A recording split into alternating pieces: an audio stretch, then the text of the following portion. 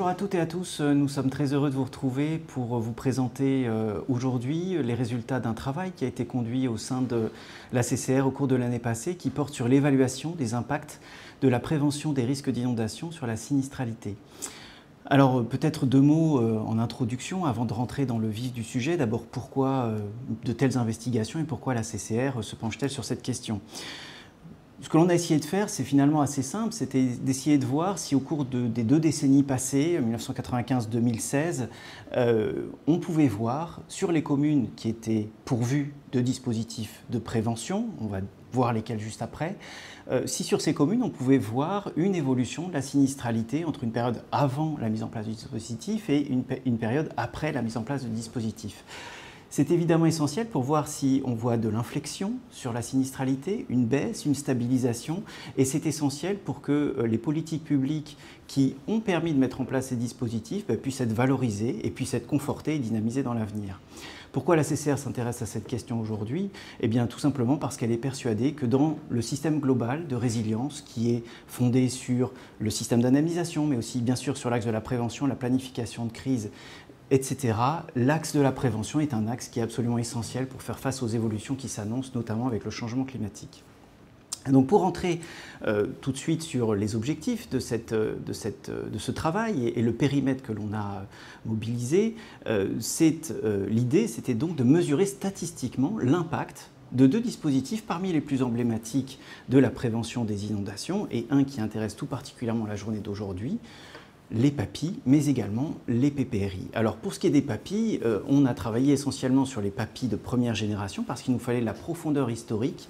Vous savez que les PAPI de première génération ont été mis en place entre 2003 et 2009 et un petit peu après, et il nous fallait avoir suffisamment de données avant et après la mise en place de ces PAPI pour voir s'il y avait une inflexion sur l'évolution de la sinistralité. Ces 2 dispositifs, ils ont des particularités. D'abord, ils sont très liés entre eux, vous le savez. Le PPRI, c'est un dispositif qui est essentiel pour la mise en place des PAPI, qui ouvre au financement du fonds Barnier.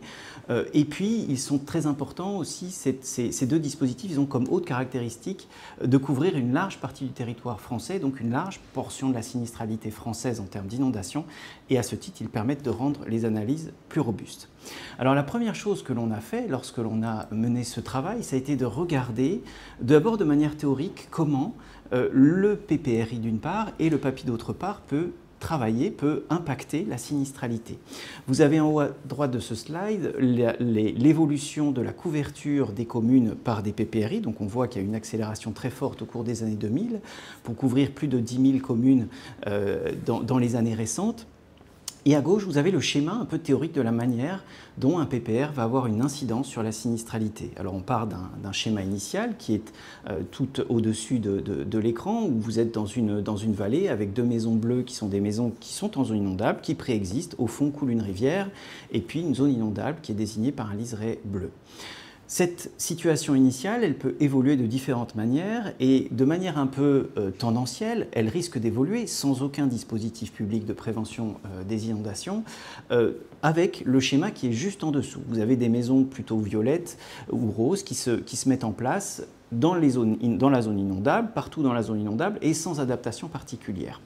Ça va être la situation de référence par rapport à laquelle on va voir l'effet potentiel du PPR. L'effet du PPR, c'est de désigner, c'est ce que vous montre le schéma qui est tout en dessous. L'effet du PPR, c'est de désigner une zone rouge dans laquelle, grossièrement, on y aura une interdiction de construire, donc on ne va pas retrouver de maisons roses dans cette zone-là. C'est de permettre de construire dans une zone inondable, mais avec des adaptations, c'est la maison sur pilotis, et puis sur le reste du territoire, eh bien, de ne pas impliquer de modification de l'évolution de l'urbanisation. Autre effet du PPR, ça va être sur les maisons existantes de prescrire des mesures d'adaptation, des mesures de surélévation des chaudières, surélévation des systèmes électriques, de mise en place d'étages refuges. Et la petite fenêtre de toit est matérialisée ici sur les maisons bleues pour montrer cela. Au final, le PPR, finalement, ses effets, ça ne va pas être véritablement de diminuer le nombre de maisons sinistrées. On le voit, les maisons bleues, elles sont là, elles sont dans l'eau, elles vont rester dans l'eau. En revanche, ça va être d'enrayer l'augmentation du nombre de maisons sinistrées et donc de stabiliser le nombre de sinistres que l'on va avoir sur une commune donnée, sans empêcher la construction de se faire tout autour des zones inondables. Ce qui veut dire qu'en proportion, le nombre de sinistres sur une commune donnée devrait être amené à baisser. Et la proportion de sinistres sur une commune donnée en regard de l'ensemble des biens présents sur la commune, c'est ce qu'on appelle la fréquence de sinistres. Et donc la fréquence de sinistres devrait baisser. Enfin, les mesures de prescription sur l'existant, d'adaptation des maisons existantes, ça devrait conduire au fait que, eh bien, à aléa constant pour un même événement, une maison qui était inondée, qui avait sa chaudière dans l'eau, l'ayant surélevée, elle ne l'a plus. Donc les coûts moyens par maison inondée, les coûts moyens par sinistre devraient être amenés à baisser. Ça, c'était pour le PPRI. Maintenant, passons au PAPI. Le PAPI, c'est un dispositif évidemment très différent, un dispositif ensemblier qui va intégrer le PPR et en ce sens qui va récupérer en quelque sorte ses effets sur la fréquence de sinistre, sur le coût moyen des sinistres. Mais il va aller plus loin, le PAPI, parce qu'il intègre d'autres mesures, d'autres opérations, notamment celles qui consistent à mettre en place des ouvrages hydrauliques de protection contre les inondations. C'est ce qui est matérialisé sur le schéma qui est tout en dessous, avec un rectangle bleu qui vous montre, qui symbolise une digue qui va protéger les maisons bleues existantes et qui va faire en sorte qu'elles soient moins souvent, moins intensément inondées. Et puis c'est aussi tout un tas d'autres dispositifs dans un PAPI, des dispositifs de prévision, des dispositifs de planification de crise, d'alerte de la population, d'information préventive qui permettent au petit bonhomme qui est sur la droite du schéma eh bien, de s'en aller après avoir protégé sa maison avec des bâtards d'eau et puis après avoir surélevé éventuellement ses meubles et surtout avoir sauvé sa vie.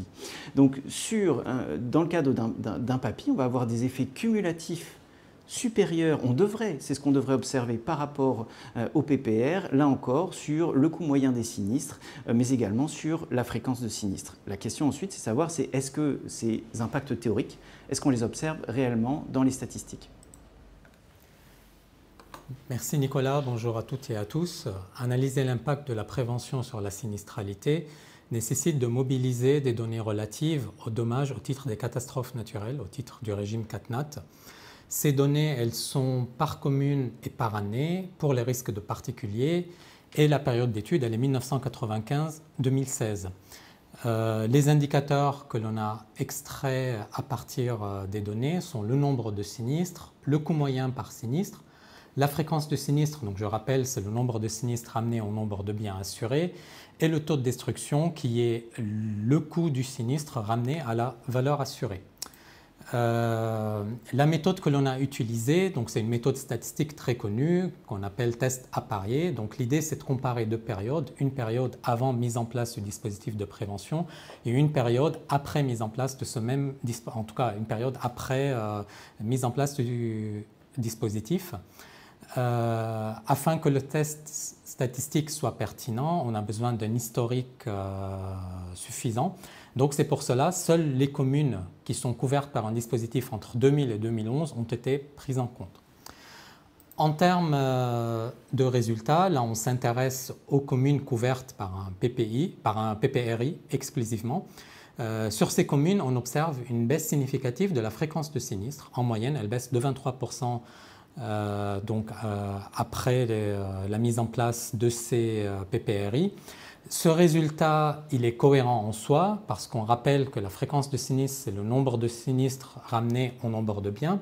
Donc on a pu globalement contenir le nombre de sinistres, il est resté contenu, mais le nombre de biens, il augmente. On rappelle que le PPRI, dans les zones les plus exposées aux inondations, là on ne peut plus reconstruire. Par contre, dans les zones moins exposées aux inondations, la construction elle est possible, donc le nombre de biens augmente. Et ce qu'on observe, c'est que le ratio nombre de sinistres ramené au nombre de biens, lui, il baisse. Si l'on s'intéresse au PAPI, là, en plus d'un impact plus fort sur la fréquence de sinistres, on observe un impact important sur le coût moyen et sur le taux de destruction. Ces deux indicateurs ont en commun la notion de coût, en tout cas au numérateur. Donc, ce qui revient en simplifiant à dire qu'on a une baisse du coût. Cette baisse, elle est attendue, elle est cohérente, sachant que l'objectif principal du PAPI, c'est bien la mise en place d'ouvrages hydrauliques. Ces ouvrages hydrauliques qui ont pour objectif ou pour objet de réduire l'intensité des inondations dans les zones habitées. Et donc, finalement, il n'est pas étonnant de constater des effets sur le cours grâce au papier. Ce qu'on a mesuré, en tout cas, donc on a observé une baisse sur les indicateurs de sinistralité quand les communes sont pourvues, ou en tout cas quand les communes sont couvertes par des dispositifs de prévention. Pour que notre analyse soit la plus complète possible, il fallait regarder qu'est-ce qui se passe dans les communes qui n'ont aucun dispositif. Vu que notre analyse, c'était des tests à parier, on compare une période avant et une période après, une commune qui n'a pas de dispositif de prévention, on n'a pas de période de référence. Donc on a analysé tous les cas possibles et quel que soit le cas que l'on teste, nous n'avons trouvé aucun résultat significatif sur les communes qui n'ont pas de dispositif de prévention. Donc si on résume, commune pourvue d'un dispositif, commune couverte par un dispositif de prévention, on a un impact sur la sinistralité. Commune qui n'a pas de dispositif de prévention, on n'a pas d'impact. Avant de laisser Nicolas conclure, juste peut-être quelques limites rapidement. L'historique de l'analyse, c'est 95-2016, ça reste relativement réduit, même s'il est suffisant pour qu'on mène notre étude. Autre point important, on a fait une étude ou une analyse macro. On n'a pas tenu compte de l'aléa local. Certaines communes peuvent être plus ou moins exposées dans la période avant ou après mise en place du dispositif de prévention. Ce n'est pas très gênant en soi, sachant que notre analyse, elle s'est faite sur la France entière et on a fait l'analyse aussi bien sur les communes couvertes par un dispositif que sur les communes qui n'ont aucun dispositif de prévention. Et puis, dernière limite à signaler, c'est qu'on a utilisé des données issues d'extrapolation de données assurantielles, de données comptables et données actuarielles. Voilà, donc on va conclure sur cette présentation qui était relativement courte, relativement synthétique. On la voulait telle quelle parce que pour des raisons aussi de pédagogie, il y a une étude qui est plus complète, plus dense et qui explique davantage les choses que vous pourrez retrouver. Néanmoins, ce qui nous paraissait très important de pouvoir indiquer aujourd'hui, c'est que, et malgré toutes les limites que vient d'évoquer Georges, c'est une étude qui montre que sur l'historique, on a des résultats de baisse de sinistralité qui sont conformes à ce que le législateur avait pensé, à ce que l'État avait pensé dans la mise en place des différents dispositifs et que ça nous paraît tout à fait prometteur, effectivement, tout à fait intéressant de pouvoir produire une première quantification de cela, première quantification des impacts de deux dispositifs, évidemment, parmi sans doute les plus importants de la politique de prévention.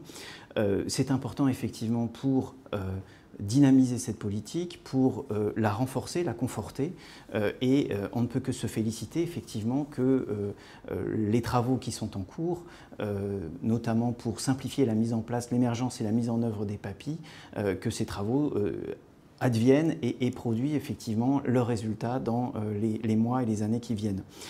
Si on tire un tout petit peu, encore plus, les résultats que l'on a pu produire dans le cadre de cette étude, et que l'on met en regard simplement l'évolution de la sinistralité en termes de coûts des dommages assurés sur les 2 décennies dont on a parlé, et ça c'est le graphe qui vous le montre, on s'aperçoit, sans être un grand expert, qu'il n'y a pas de tendance significative à la hausse ou à la baisse de ces coûts.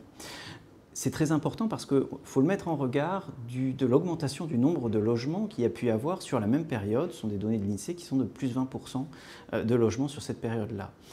Et on est en droit, au regard des résultats que l'on a produits juste avant, on est en droit de se dire, d'émettre l'hypothèse en tout cas, que les dispositifs, les PPR, mais également les PAPI, ont sans doute permis de contenir l'évolution mécanique qu'il y aurait sans doute dû y avoir sur ces 2 décennies, grâce donc aux 2 dispositifs que sont les PPR et les PAPI, donc un impact sans doute avéré sur le fait de contenir l'évolution de la sinistralité sur le territoire français. Ça nous paraît là encore tout à fait important à mentionner. C'est une étude qu'il faudra évidemment que l'on conforte. C'est une étude que vous pouvez retrouver sur le site catastrophe-naturel.ccr.fr. On vous invite à la consulter, puis on vous invite également à nous solliciter si vous souhaitiez avoir des éléments complémentaires. Il nous reste à vous souhaiter une excellente fin de journée, une excellente fin de colloque. Merci à vous.